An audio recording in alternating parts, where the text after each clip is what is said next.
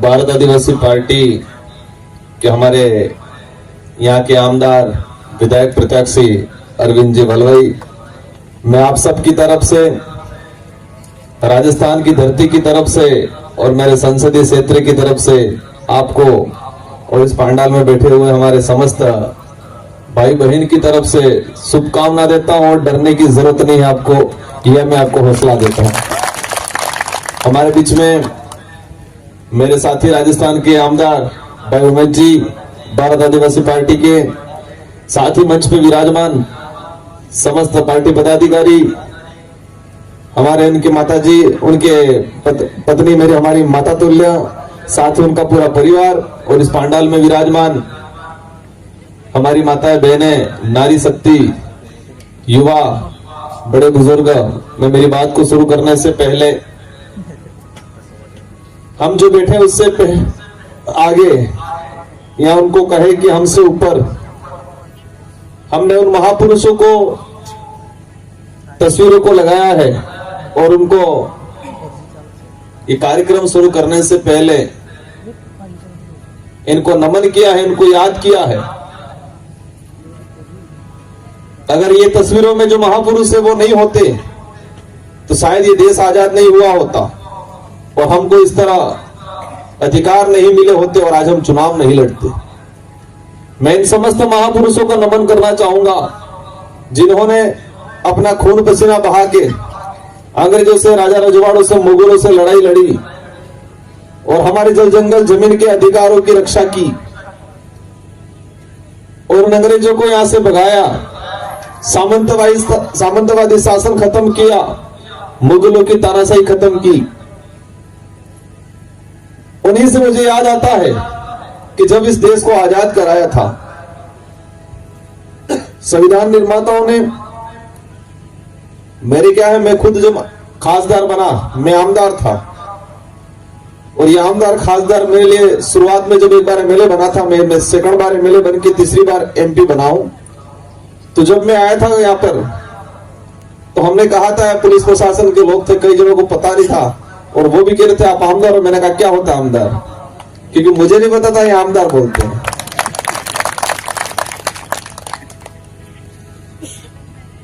तो मेरे वहां सीट खाली हुई थी और अभी उपचुनाव हुए 13 तारीख को।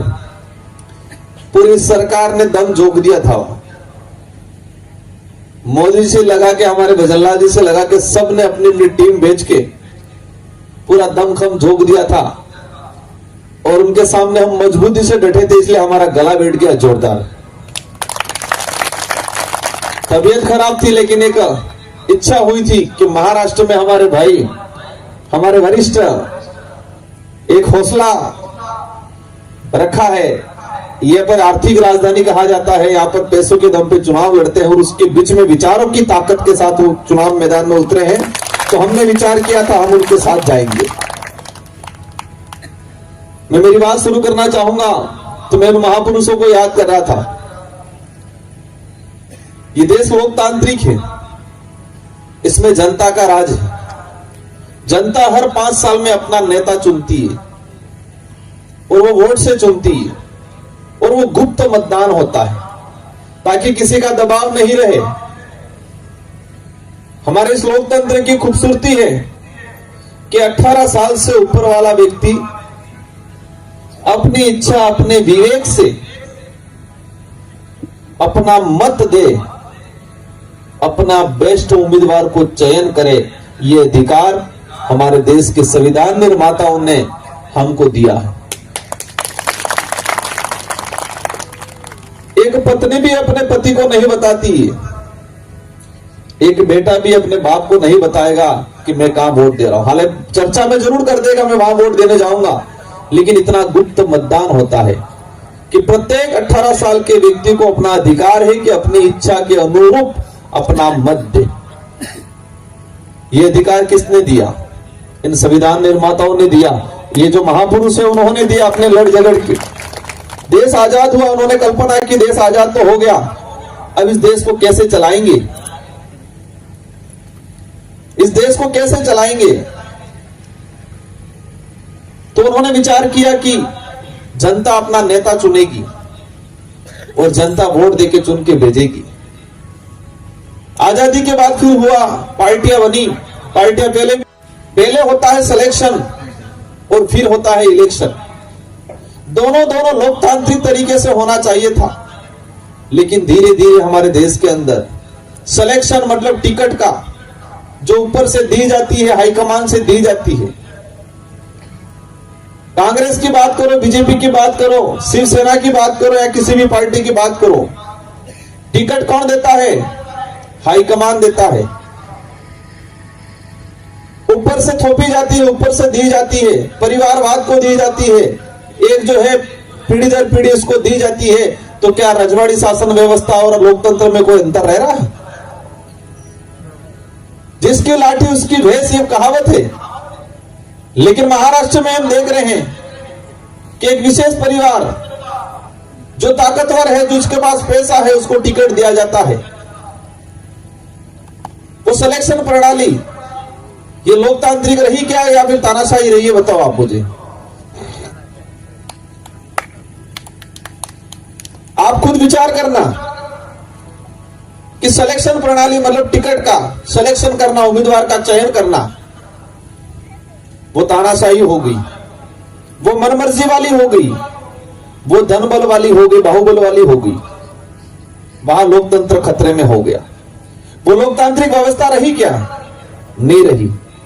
टिकट ऊपर से थोपा गया, सिलेक्शन की बात में टिकट दिया गया, तो सिलेक्शन प्रणाली या सिलेक्शन उम्मीदवार का चयन करना पार्टियों के द्वारा कौन सा हुआ? तानाशाही हुआ। वो लोकतांत्रिक नहीं रहा। अब आती है इलेक्शन की, चुनाव के मतदान की बात आती है। हम देखते हैं महाराष्ट्र के अंदर या देश में देखा जाए, लेकिन देश से सबसे ज्यादा अगर महाराष्ट्र में जो है दुकानें की तरह खोल रखा है, खाना खिला रहे हैं, कोई बकरा खिला रहा है, कोई मुर्गा खिला रहा है, लोगों को घरों में पैसा पहुंचाया जा रहा है, किसी को दारू पिलाया जा रहा है। क्या ये लोकतंत्र है? साथियों, मैं ये बात इसलिए बता रहा था कि भारत आदिवासी पार्टी ऐसी पार्टी है जिसका सिलेक्शन भी लोकतांत्रिक है और इलेक्शन भी लोकतांत्रिक है। इसका सिलेक्शन भी, मैं 2 बार आमदार रहा, मुझे टिकट हाईकमान ने नहीं दिया, मेरे निर्वाचन क्षेत्र के कार्यकर्ताओं ने मुझे सिलेक्शन प्रणाली के तहत लोकतांत्रिक व्यवस्था से मुझे टिकट दिया गया। मुझे खासदार बनाया गया। पहले मेरा सिलेक्शन हुआ तो सिलेक्शन निर्वाचन क्षेत्र की जनता ने सिलेक्शन प्रणाली के तहत लोकतांत्रिक व्यवस्था से मेरा सिलेक्शन किया और इलेक्शन भी एक शानदार लोकतांत्रिक तरीके से किया गया। मैं जितना जो समझता हूं कि इस देश के अंदर हमारी पार्टी की बात आती है, कुछ लोग सोचते होंगे छोटी पार्टी है, राजस्थान पे पनपी है, एक खासदार है, 3 आमदार है मध्य प्रदेश में। लेकिन आपको मैं बताना चाहूंगा, सबसे कम समय में सितंबर 2023 के अंदर इस पार्टी का निर्माण हुआ। पहले मैं एक बार आमदार रहा, मैं दूसरी पार्टी से बीटीपी से रहा था। सेकंड बार में अपनी जो पार्टी भारत आदिवासी पार्टी, खुद की पार्टी हमारे लोगों ने बनाई, हम लोगों ने मिलकर बनाई, आपके लिए बनाई है, आपको प्रतिनिधित्व देने के लिए बनाई है, क्योंकि आपको बारी बारी से ठगा जा रहा है। यही भारत आदिवासी पार्टी सबसे कम समय में सबसे अधिक ग्रोथ करने वाली पार्टी है और आज राजस्थान के अंदर कांग्रेस बीजेपी के बाद तीसरी सबसे बड़ी पार्टी के रूप में है। महाराष्ट्र की बात करते मैं सुन रहा हूं 3-3, 4-4 पार्टियां मिलकर चुनाव लड़ रही है। कितनी पार्टियां? 3-3, 4-4। सही बात है। किस लिए लड़ रहे हैं? महाराष्ट्र का भला करने या महाराष्ट्र को लूटने के लिए?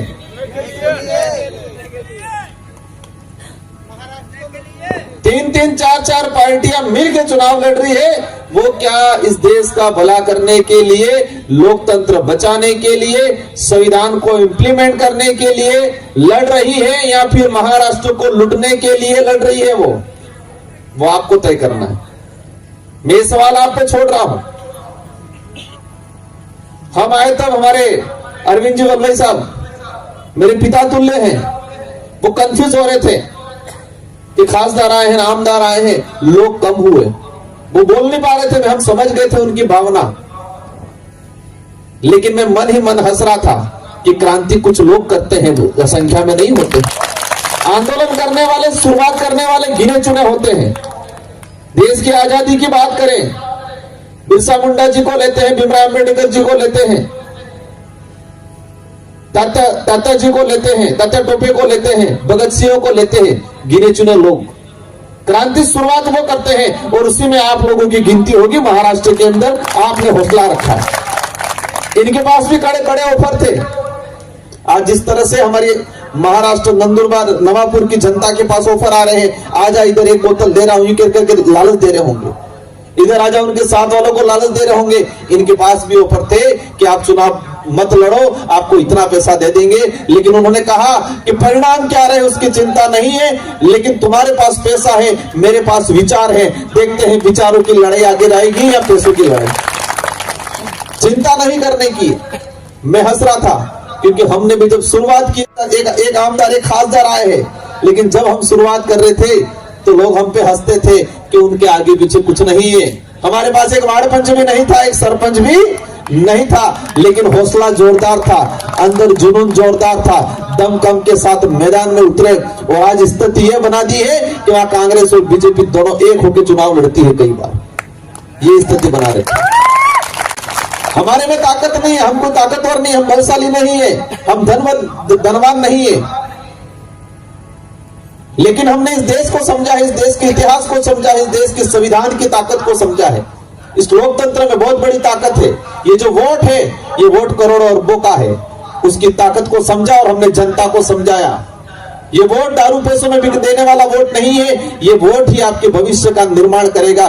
कहा जाता है कि ये हमारे देश की कुंजी है, इस देश की कुंजी है, चाबी है ये लोग। ये वोट हर 5 साल में लगाने का अवसर आता है। इस बार आपको ठानना है, इस बार आपकी चाबी तो है इसी, लेकिन आपके परिवार की, आपके गांव की चाबी, मतलब सारे का वोट ऐसा ताला ठोकना है कि कांग्रेस बीजेपी के ताले ठोक हो जाए, बंद हो जाए, लॉक हो जाए, जंग खा जाए, दोबारा खुले ही नहीं। आज हमारे देश की हालत खराब कर रखी है। क्या स्थिति बना रही? युवा दर दर भटक रहा है, बीएड करके, नर्सिंग करके, ट्रेनिंग करके घर पे बैठा हुआ, रोजगार नहीं मिल रहा है और उसको कह रहे हैं धर्म खतरे में, धर्म की चटनी चटा रहे। आज मैं गुलाम बाबा को याद करता हूं, उनके बारे में मैंने जब पढ़ा, उन्होंने आंदोलन लड़ा था, आंदोलन किया था यहाँ के अधिकारों को लेके, नशा मुक्ति को लेके। उनके आंदोलन में भी 1400 से अधिक आदिवासी मारे गए थे। यहाँ के शिवाजी महाराज को पढ़ते हैं, जो पार्टियां शिवाजी महाराज का नाम लेके चुनावी मैदान में आ रही है, आप इतिहास के तह में जाना कि शिवाजी महाराज को 16 साल तक राज तिलक नहीं करने दिया था। वही लोग आज वो पार्टियां संभाल रहे हो, शिवाजी महाराज को आगे रख करके आज वोट लेने का काम कर रहे। क्या चाहते थे शिवाजी महाराज, वो नहीं बताया उनको, बस शिवाजी महाराज को आगे करके वोट लेने का काम किया। शिवाजी महाराज का स्टैट्यू बनाया उन्होंने, बनाया, वो मूर्ति बनाई बड़ी सी, कितने समय में टूट गई? 1 साल भी नहीं हुआ ना, 5-6 महीनों में गिर गई नहीं, 8 महीनों में। वो बता रहे हैं ये कि 6 से 8 महीनों में वो मूर्ति टूट गई। भ्रष्टाचार, शिवाजी महाराज की मूर्ति बनाने में भी उन्होंने कसर नहीं छोड़ी, वहां भ्रष्टाचार करने की, वहां पर भी उन लोगों ने भ्रष्टाचार किया। साथियों, समझने की जरूरत है, वो लोग सत्ता के भूखे हैं, हम लोग स्वाभिमान की लड़ाई लड़ने, आने वाली पीढ़ियों की लड़ाई लड़ने, इस देश को बचाने की लड़ाई लड़ने, हमारे समुदाय के अस्तित्व को बचाने की लड़ाई लड़ने आए। आज घबराने की जरूरत नहीं, आप भले कम हो लेकिन आप हौसला रखो। आप तो ये ठीक हो, ज्यादा हो। आज हम जब शुरुआत करते थे 10, 15, 20 जने मिलके मीटिंग करते थे, लोग हंसते थे हमने, लेकिन हम भी अंदर अंदर हंसते थे कि एक दिन ऐसा आएगा कि उनकी नानी माँ याद दिला देगी। और आज याद आ गई उनके राजस्थान के अंदर, मध्य प्रदेश में शुरुआत है आज, क्योंकि हमारे विचारों में ताकत है और हमारे विचारों में इतनी ताकत है कि सामने वाला कितना भी बलशाली होगा, सामने वाला कितना भी धनवान होगा, उसके सामने नहीं टिकेगा। हमारे विचारों के सामने उसके पैसा वैसा नहीं टिकेगा। आज शुरुआत हुई है, लेकिन आने वाले समय में बड़ी क्रांति होगी। आप सबकी जिम्मेदारी है। यहाँ पर मैंने इनके बारे में सुना, जब ये अधिकारी थे, रिटायर्ड हुए, जब अपनी पोस्ट पे देश के बावजूद भी समुदाय की हर लड़ाई लड़ने में, युवाओं की लड़ाई लड़ने में, रिजर्वेशन की लड़ाई लड़ने में। इस इलाके में सबसे बड़ा समस्या है महाराष्ट्र के अंदर, बोगस आदिवासी, जबरदस्ती आदिवासियों का अधिकार छीनने की बात करते। सरकार का सहयोग लेके सरकार को वोट आदिवासी समुदाय तो दारू और पैसे में दे देगा ऐसा लगता है उनको, इसलिए उनको अंदर डालने का, लाभ देने का काम किया आरक्षण का, तो इन्होंने विरोध किया, इन्होंने लड़ाई लड़ी। मुझे जानकारी मिली, खुशी हुई कि बोगस आदिवासियों के खिलाफ उन्होंने लड़ाई लड़ी और खुद ने चंदा करके पैसा दिया, हाईकोर्ट सुप्रीम कोर्ट तक लड़ाई लड़ी। क्या ये लड़ाई कांग्रेस बीजेपी ने लड़ी? आज कांग्रेस बीजेपी के कैंडिडेट 1000 रुपया, लाखों रुपया, करोड़ों रुपया खर्चा कर रहे चुनाव में, क्या उस लड़ाई में 1 रुपया भी चंदा दिया उन्होंने? आप विचार करो कि जिस लड़ाई में अरविंद जी ने चंदा करके लड़ाई लड़ी, बोगस आदिवासियों को बाहर करने का काम किया, और उस लड़ाई में कांग्रेस बीजेपी के जो उम्मीदवार आज आपको लालच दे रहे हैं, आपके विकास के नाम की चटनी चटा रहे हैं, धर्म के नाम की चटनी चटा रहे हैं, आपको पैसा दे रहे हैं, सभाओं में आने से रोका जा रहा है, लालच दे रहे हैं, उन्होंने तब कहां थे? वो कहां खड़े थे वो लोग? रिजर्वेशन पे अटैक होता है, कहां रहते हैं वो लोग? जल जंगल जमीन की बात होती है, हमारे लोग आज बिलाना चारा का पड़े जमीन पे बैठा हुआ हजारों सालों से, उसको अतिक्रमणों के नाम से हटाया जाता है, तब ये लोग कहां रहते हैं? कोरोना काल आया, हमारे मजदूर भाई गुजरात में इधर इधर इलाकों में पैदल चल चल के आए, तब कांग्रेस बीजेपी के नेता कहां गए थे? तब क्यों नहीं आए? आज चुनाव में गाड़ियां लगा रहे हैं, पैसा लगा रहे हैं, मटन दे रहे हैं, खाने में क्या दे रहे हैं? सुनने में आए मटन दे रहे, तब क्यों नहीं दिया? ये विचार करने की बात है। आज आप ठान के जाना है, आज रात से सोना नहीं है, आप ये ठानना है कि मैं अकेला नहीं, और ये अरविंद जी अकेले चुनाव नहीं लड़ रहे हैं, आप सब चुनाव लड़ रहे हो। अपने आप को अरविंद जी वलवल मानना है, अपने आप के अंदर ये जुनून पैदा करना है, अपना परिवार का, रिश्तेदार का। कोई भी लड़ाई कमजोर नहीं होती है। आपने सुना होगा महाराणा प्रताप की लड़ाई अकबर से हुई थी, और महाराणा प्रताप आज पूरे विश्व में प्रसिद्ध इसलिए है कि एकमात्र ऐसा राजा था जिन्होंने अकबर के दिन तक, उनके पास हजारों की सेना थी, और अकबर के साथ मान सिंह के नेतृत्व में लाखों की सेना थी, लेकिन जीत हजारों वालों की हुई, लाखों वालों की नहीं हुई थी। क्योंकि लाखों वालों की जो सेना थी, अकबर की सेना थी, वो पैसे के दम पे सैलरी वाली, तनख्वाह वाली सेना थी, और महाराणा प्रताप के साथ हमारे बीलों की सेना थी, स्वाभिमान वाली सेना थी, दिल में जगह रखने वाली सेना थी, दिल से लड़ने वाली सेना थी। तो ये इतिहास के पन्नों पे भी देखा जाए कि पैसे और सैलरी वाली सेना टिकती नहीं है, दिल से लड़ने वाली सेना टिकती है। और चुनाव में भी ये होना चाहिए कि नवापुर के अंदर पैसों के साथ लड़ने वाले कार्यकर्ता, और इधर अरविंद भाई के साथ दिल से लड़ने वाले कार्यकर्ता, देखते हैं इनकी नानी मां याद दिलानी आप सबको मिलती। आप सबको ठान लेना है कि हमें आज से खुद को, अपने आप को अरविंद भाई वल्लभ मानना है, अपने परिवार, रिश्तेदार, गांव, फड़ा, डाणी, हर जगह डरना नहीं है। लोकतंत्र में अपना अधिकार है, चाहे वो हमारे वहां पर भी हुआ भी, सरकार पूरी लगी, पूरा सरकारी प्रशासन लगाया, सरकारी मशीनरी लगाई, लेकिन हमारा कार्यकर्ता डटा नहीं, कह दिया जेल जाना पड़े जेल जाएंगे। हमारे कई कार्यकर्ता जेल जाने के लिए तैयार हो गए, लेकिन नहीं डरे और लड़े। और हमारे वर्तमान में मुख्यमंत्री जी हैं, उनकी भी हालत खराब कर दी, उनकी सभाओं में लोग जाते नहीं थे, ये कंडीशन बढ़ा दी थी। इसलिए आप सबकी जिम्मेदारी है, इस लोकतंत्र को बचाना है। अरविंद जी को 3 नंबर पे चुनाव चिन्ह, 3 नंबर पे चुनाव चिन्ह है, आप सभी को भारी बहुमत से जिताना है। ये शुरुआत है, आने वाले समय में दोबारा आएंगे आपके बीच में, और महाराष्ट्र का प्रभारी मैं ही हूं, अवश्य आप सबके बीच में समय समय पे आते रहूंगा। मेरे भी रेगुलर 2-3 चुनाव हो गए, मैं खुद एमएलए का चुनाव लड़ गया 23 में, फिर खासदार का लड़ गया, अभी खुद लड़ाया, इसलिए समय नहीं मिला है, लेकिन अब शुरुआत हुई है। अवश्य आप सबके बीच में आएंगे, और आप सबको ठानना है कि आपके हक अधिकार की लड़ाई, आपके बच्चों की शिक्षा की लड़ाई, आरक्षण की लड़ाई, और आपके आने वाली पीढ़ी के भविष्य की लड़ाई, यहाँ की एजुकेशन व्यवस्था, यहाँ की चिकित्सा व्यवस्था के बारे में बता रहे थे, उस समय कोई नहीं लड़ेगा, ओनली फॉर अरविंद भाई वल्लभ लड़ेंगे, वो नहीं लड़ेंगे, वो सिर्फ चुनाव में पैसा लेके आएंगे।